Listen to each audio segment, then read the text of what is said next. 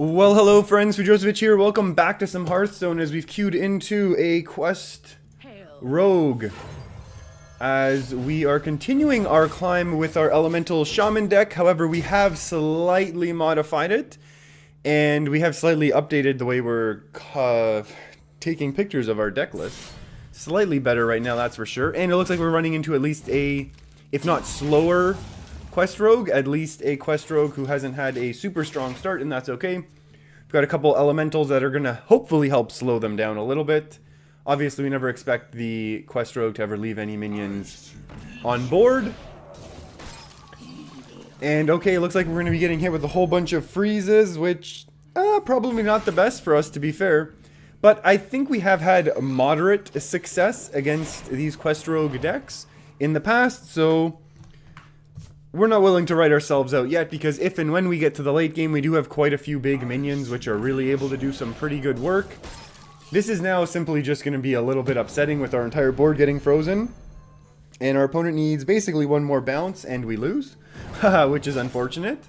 Well, not lose, but I mean, we're going to be in a little bit of a bad position if our opponent's able to get their quest off quite so quickly and they have one more charge of their Glacial Shard in hand. So this is okay. We're just going to go ahead and throw out our Tar Creeper and say go. There's really not much we can do here. So the major change that we've made to this deck right now is we've taken out one of our Taunt Warrior Stone Shapers, and we've added in two, count them, two Stonehill Defenders. We also removed our Alakir in order to make room for that tech choice. And the reason behind that, let's think, should we put Flame Tongue now or no? I'm honestly debating it. At the very least, it's just going to force out removal from our opponent, which will slow him down a little bit. But we'll see. Maybe we can just go ahead and throw out the Flame Tongue. Yes, no, maybe so. We're going to go ahead and, because next turn we're going to want a Fire Elemental basically no matter what comes out. So let's go ahead and do this. It will force a play from our opponent. We're going to hold on to our weapon. 19 versus 21 is not that much of a difference here. So I think the plan here is going to be we need to start putting on pressure basically every turn. And so we're set for at least next turn with Fire Elemental. At that point, we're going to hope that we find some sort of Servant of Kalimos or our Blaze Caller. And we also have our full-on Kalimos. So hopefully we can continue to apply a little bit of pressure so that our friendly neighborhood... Oh boy! So that our friendly neighborhood quest rogue is not able to complete their quest quite so easily. We do have some decent options here. We can honestly refill the board the same way that we just did and then Fire Elemental and trade with the Searing Totem type of thing. So this is going to be 3, 4, 5, 6. I think that's honestly reasonable. Unless we can flood the board more some other way. We could Jade Claws to get more minions out, but I'm not sure that's going to help. I think we can just reset the board the same way. And this also is good against Chargers in the event that the quest gets completed. And then our opponent wants to do some Stone Tusk Boar shenanigans. Ooh, Vanish is not a card you expect, but I mean it is, you know, it's symmetrical, it's obviously fair. Nothing really too wrong about it, that's for sure. And if the quest gets completed now without a prep, I think we're going to be in okay shape. Obviously not great shape. Prep definitely makes things a lot more scary, that's for sure. And an Evis, okay. And maybe minions, maybe not. SI7. And double Evis, wow. Okay, so I think we're kind of still... We're still on track for a game plan, to be honest with you. And now this is exactly... Let's make sure we do this play properly. Or at least the way that we had planned. And now we can talk about... So if we had only top decked a Taunt Warrior Stone Shaper at this point, that'd be kind of a meh, kind of uninspired. Oh, patches in hand. Always sad news for our opponent. But because we were able to... Whoa. Oh no. Gross, gross, gross.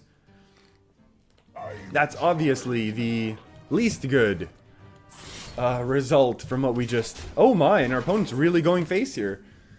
So we have some serious options. I think we're just going to get rid of the Charger here.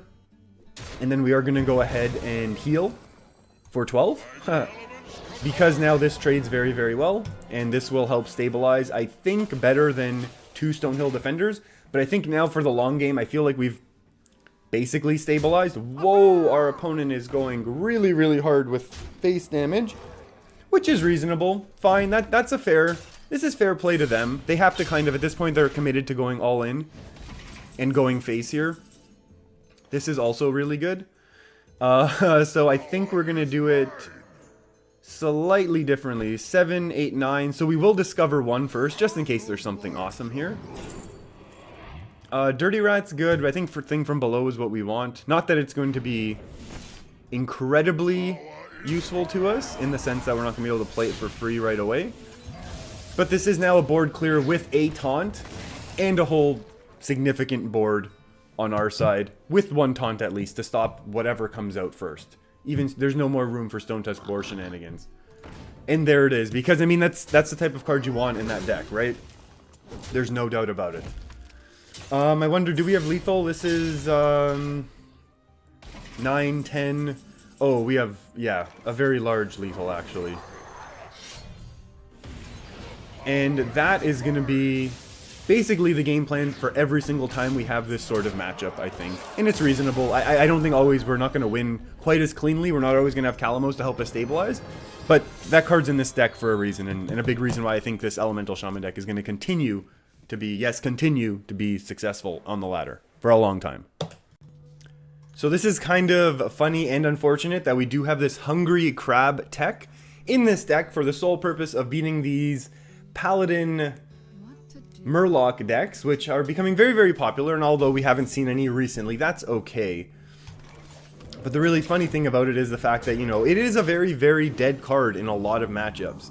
Now, these Murloc decks may be coming in and out of flavor, so I'm not necessarily going to recommend that everyone run out and spend 400 dust on a Hungry Crab if you don't already have one.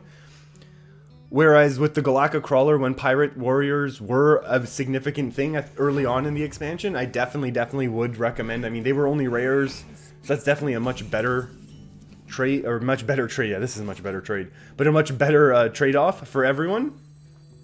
We're going to go ahead and Jade Claws, and yes, our opponent gets two draws, which is very unfortunate, especially because our opponent did mulligan away their first card. Obviously not Quest Rogue, or Quest Rogue, yeah, got Quest Rogues on our brain, not a Quest Mage, which is okay, but a lot of these Mage decks are now either these secret aggro Mage decks, or just really aggro-y burn decks where they're still setting up to do tons and tons of burn, and then maybe honestly still drop some free Arcane Giants once they get to the late game, because our opponent has played a couple spells now.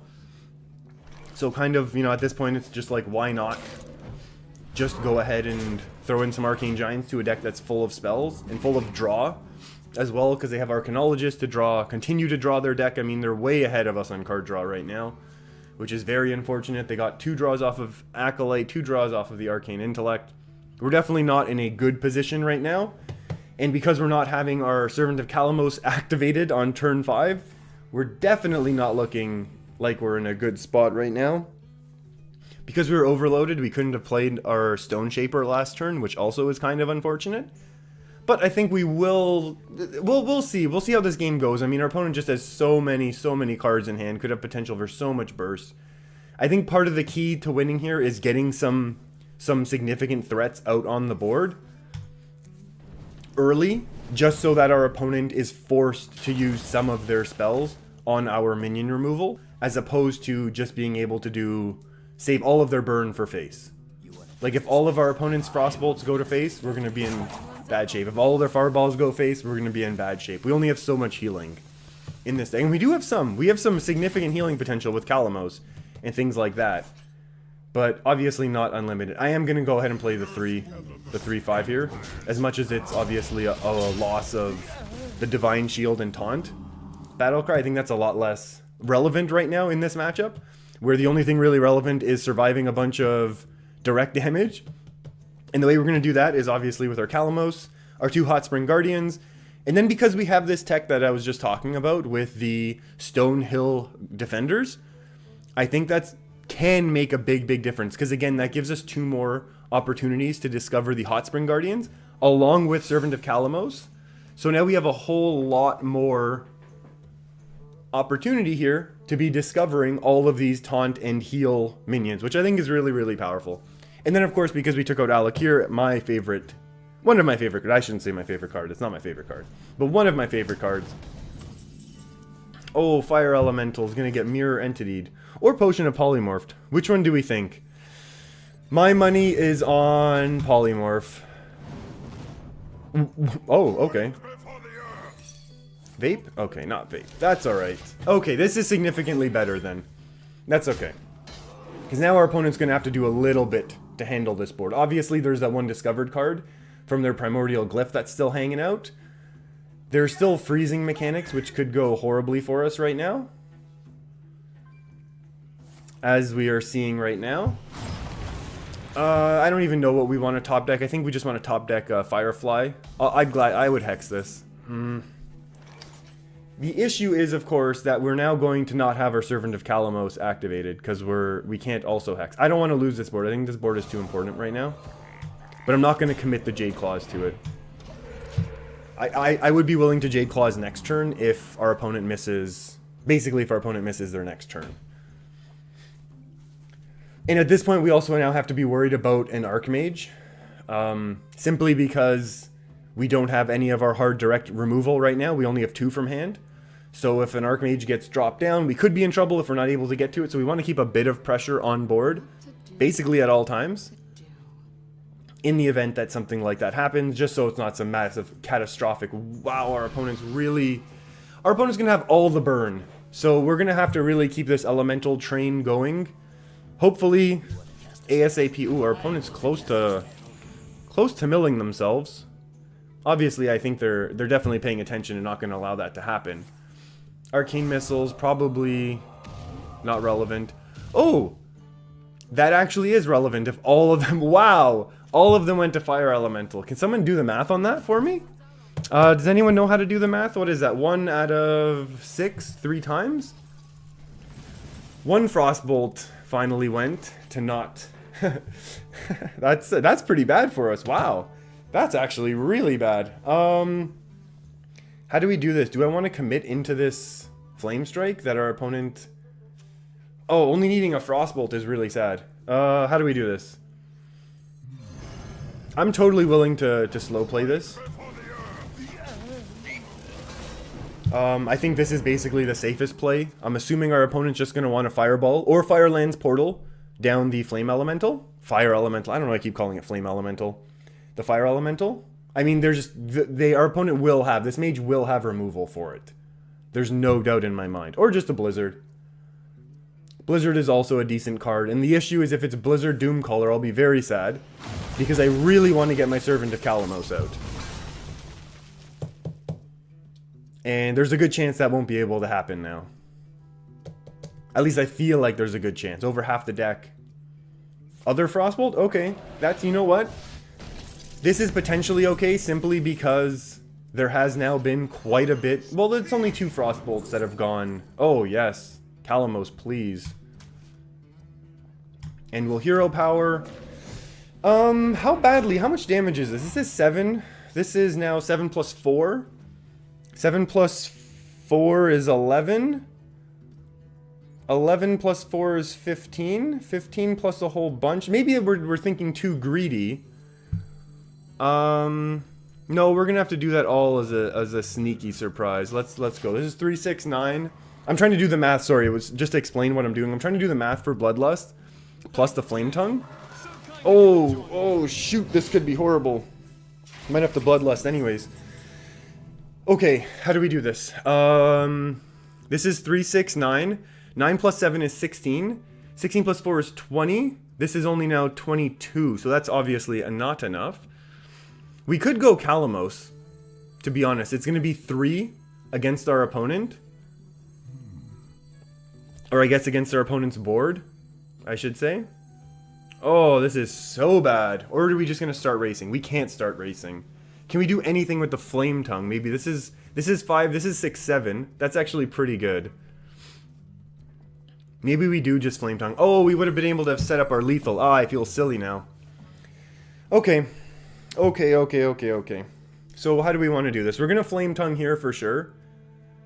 Now just the question is, how are we going to play around all of this ridiculous removal that our opponent's going to have, which will also be giving them minions. Okay, we need to do the removal first. 5, 6, 7, 8 to face. Very sad for us. And Discover, I guess, last. Oops. And we'll take another Kalimos, because this could now set us up for an ultimate Kalimos train. If our opponent just wants to do silly face burn here.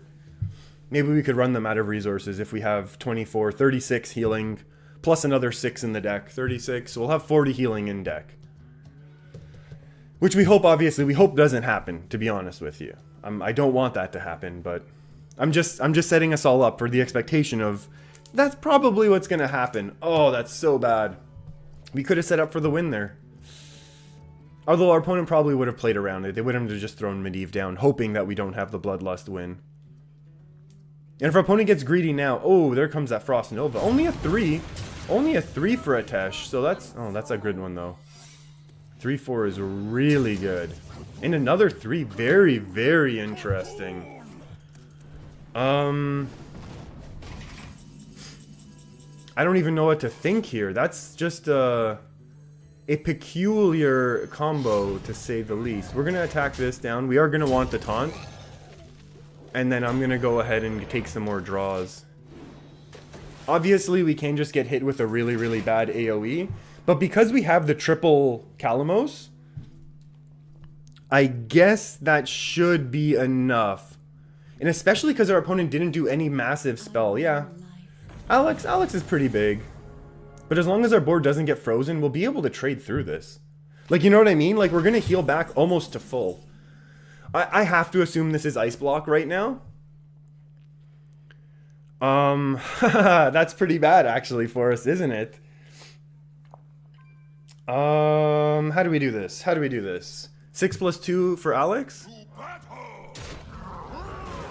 6 plus 2 for Alex. Do we want to trade this one off? I guess.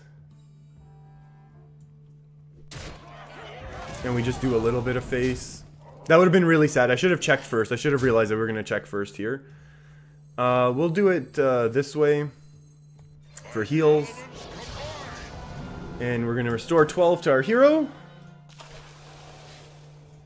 And we're going to say go, because this should be enough to not get burned down in one turn. Now, hopefully, you know, if our opponent was hoping to do some sort of Pyroblast double Fireball, you know what, they could still honestly think they can line it up. We're definitely expecting this to be Ice Block. Like, the chances of this being a Counterspell, or what else is even left after Counterspell? Spellbender? Oh, that's not even great. That is not great. This is, honestly, this is giving us a really, really good chance. Cone of Cold, good. That's pretty good for our opponent, to be honest. I mean, we're obviously gonna check for the... do we die if we do it this way, or should we trade, actually? No, we'll do it this way. So the issue is that the thing that I'm scared of right now is having our board filled, and then us not able to actually play our next Kalimos. Oh my goodness, and we're not able to play Kalimos now. Because we didn't play an Elemental last turn. Oh wow, this could get really scary. Let's hope. Let's hope, everyone. That's only 14 damage. Come on. That's not that scary. This is terrifying me. No, our opponent's not going to have another 10. Unless these are also fireballs. If these are also fireballs, sure, we lose. We're going to do this trade. Then we're going to play one of these. Because we have no other heals. 6... a 7, a 2.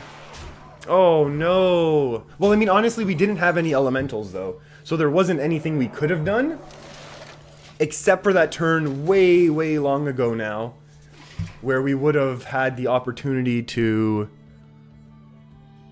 I mean, if there's double fireball here, sure, we lose. Oh no, that's a good way to lose, actually. And so so there is no way for us to kill any of our minions unless our opponent does something about it. And if they're smart, they just simply wouldn't. Oh wow, going right to fatigue for us. Come on, ping something off, ping something off. Oh, that's... Oh, maybe. If our opponent plays it, we're in business. Oh, there's such a good chance that we're dead right now. So the issue is we can't kill any of our own minions off. Okay, let's just do this to check. Oh, ice block. We're just gonna get pyroed right now.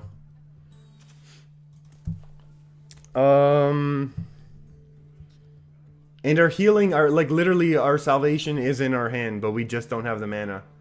Because the only way we could remove anything from our own hand is if we Jade Lightning. Oh, that is awful. And we did remove a minion, the only chance that we had. Okay, there's nothing we can do here. We're stuck. If it's pyro, we take a loss. Chances of double fireball. I mean, our opponent's already played 2, so the chances of them having 2. Oh, that just stinks. We couldn't have done anything there. I think I've had another game that went exactly like this, don't I? I think this is why I was making those comments about not really filling out our board. This is one of those things that does happen sometimes in this matchup, because that's how you win, is by going wide with the Flame Tongue. But that's okay. And that's going to be all for this video, everyone. Thanks for hanging out with me. Feel free to hit that big old red subscribe button. I think we're going to try and take this deck to Legends, so feel free to hang out with us as we try and make this push, and we can all... I know I'm going to try and learn a little bit as we go and share as much of that as I can. Thanks for hanging out with me, everyone. Keep your stick on the ice.